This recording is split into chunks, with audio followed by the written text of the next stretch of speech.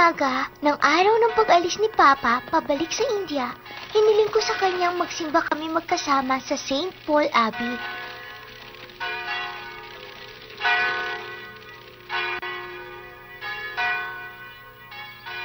Kukunti na ang oras na makakasama ko si Papa. Kausap ako ng kausap sa kanya para maitago ko lang ang matindi kong lungkot sa pag-alis niya. Tapos, Papa, nagdasal ako kay Mama sa langit na sana makita ko na agad si Emily. Dito po kami makikita ni Emily. Ibig mong sabihin yung manika? Alam ko, makikita ko siya dito. Kung ganon, sige, lalakad tayo para hanapin natin ang manikang si Emily. Salamat po, Papa. Peter! Po, ano po yun, Miss Sarah? Maglalakad na lang kami ni Papa. Sumunod ka na lang sa amin, ha? Opo.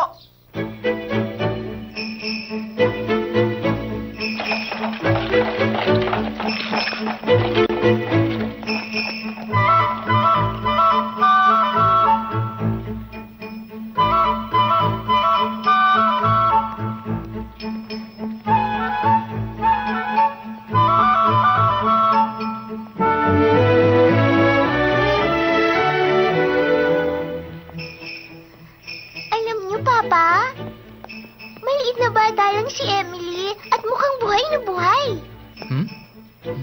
Matalino siyang bata at parang lagi siyang nakikinig sa akin pag kinakausap ko po siya.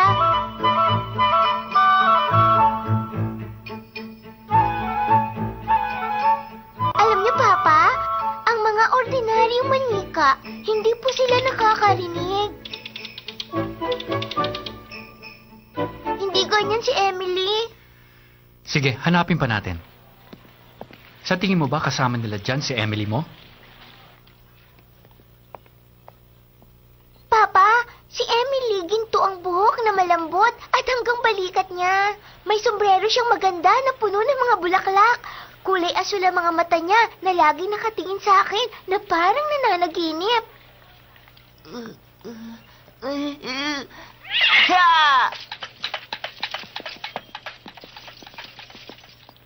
Kasi po, nung iwanan ko ang mga kaibigan ko sa India, ang lungkot-lungkot ko. Kasi po, lahat sila kaibigan ko habang buhay. At gusto ko pong makasama at maging kaibigan habang buhay si Emily. Alam ko po, siyang magiging matalik kong kaibigan dito. Ganun pala.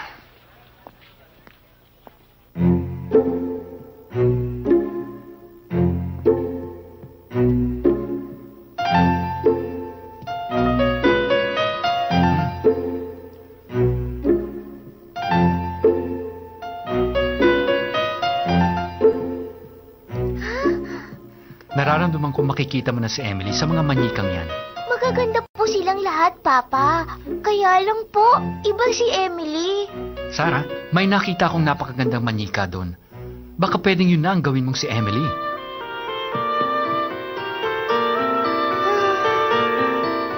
Papa, medyo nakabuka mga labi ni Emily na para bang magsasalita siya.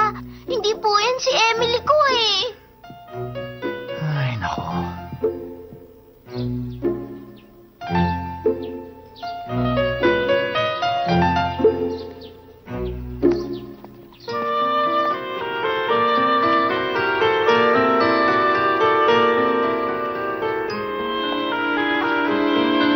Sarah?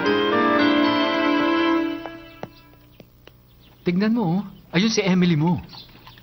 Ay, Papa, hindi niyo talaga naiintindihan ang mga sinabi ko. Hindi po yan si Emily, Papa. Sa tingin ko, yun na si Emily. Kamukha ng sinabi mo. Papa, ibang buhok nun. Mahaba hanggang likod. At ibang kulay ng mga mata nun. Saan ba natin makikita si Emily?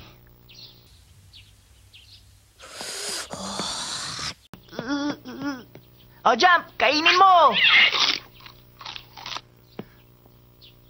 Ano na ba ang gagawin natin, Sarah? Kanina pa tayo naghahanap at konti na lang ang oras ko. Sandali na lang po. Sigurado ako nandito si Emily sa London. Dahil nangako po siya sa akin na hihintayin niya ako dito. Pangako? Opo. Ah, Kasi po, Kasi po nung magpasya kayo na maghiwalay tayo at dito ako mag-aaral sa London, sa puso ko, nangako ako kay Emily na dito kami makikita. Si Emily nangako din sa akin na hihintayin ako. Kaya, kailangang mahanap ko si Emily at makikita ko siya.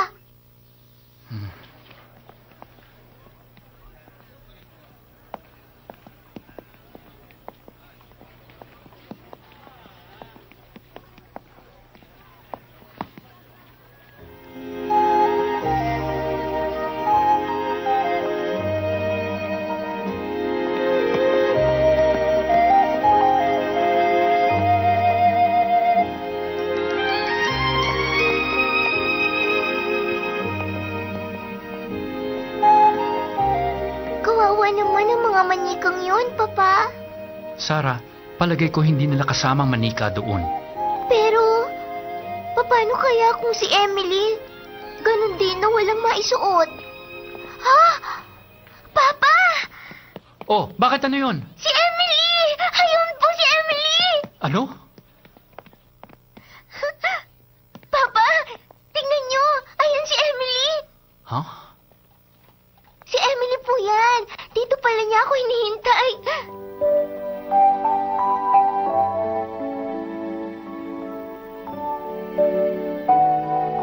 Nang mapatingin ako sa kanya, alam ko na agad na siya si Emily. Tingnan niyo po, nakatingin siya sa akin. Kilala din ako ni Emily.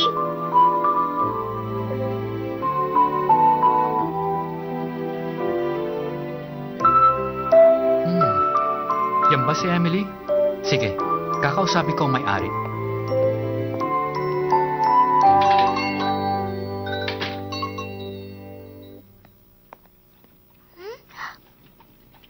Nakakayaho sa inyo pero ito po ay isang tindahan ng mga barong pangbabae. Ang manhikang yan ay ginagawa lang naming modelo ng mga ginagawa naming mga damit. Alam ko po na hindi niyo yun pinagbibili. Pero, ang anak ko pong yun, gustong-gustong maangkin ang manika. Nakikiusap ako. Babayaran ko ang manikang yun kahit magkano sa inyo. Hindi ba kayo makaintindi? Kahit na magkano pa, wala akong balak na ipagbili sa inyo yan. Kaya kung maaari lamang po ay umalis na kayo dito ngayon.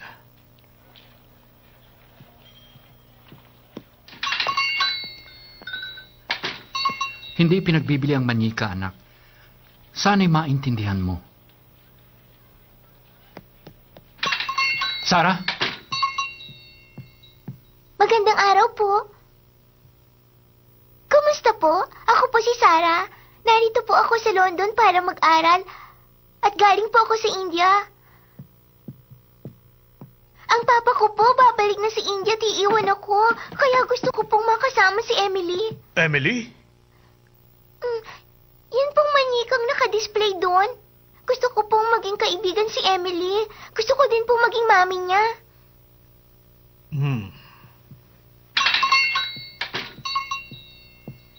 May ipinangalan na pala ang bata sa manyika.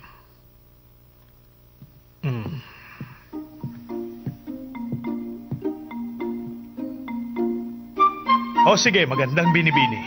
Dahil gustong-gusto mo siya, wala na akong magagawa kundi ang ibigay siya sa'yo. Ayoko sana siyang ipamigay. Nakita ko lang sa mga mata mo na talagang maaalagaan mo siyang mabuti.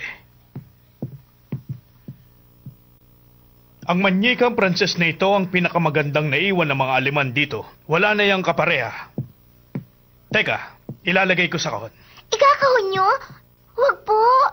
Baka hindi po makahinga si Emily. Tama ka nga. Kaya sige, iaabot ko na lang sa si Emily magandang binibini.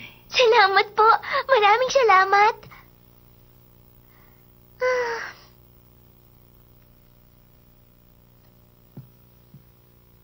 Naku, baka po ginawin si Emily. Ihanap po natin siya ng damit panlamig. Huwag kang mag-alala tungkol dun. Madami kaming modelong damit na ginawa para sa kanya. Mga sombrero, pangginaw, damit panglabas, gamit na pangloob, guwantes, sapatos, kumpleto siya. Yan talaga ang gawain namin dito sa shop na ito. Ay, ganun pala. Mister. Bayaran ko kung ano man ang damit naming makukuha sa tindahan ninyo. Maraming salamat. tatanggapin ko po yun ng malugod.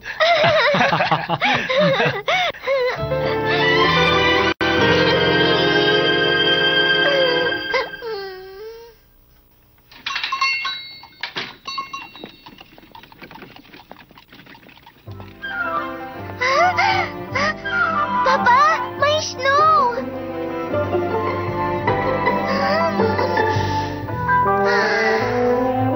Ngayon ka lang nakakita ng snow, hindi ba? Opo, Papa! Tignan mo, Emily! Nag-snow! Ito ang snow!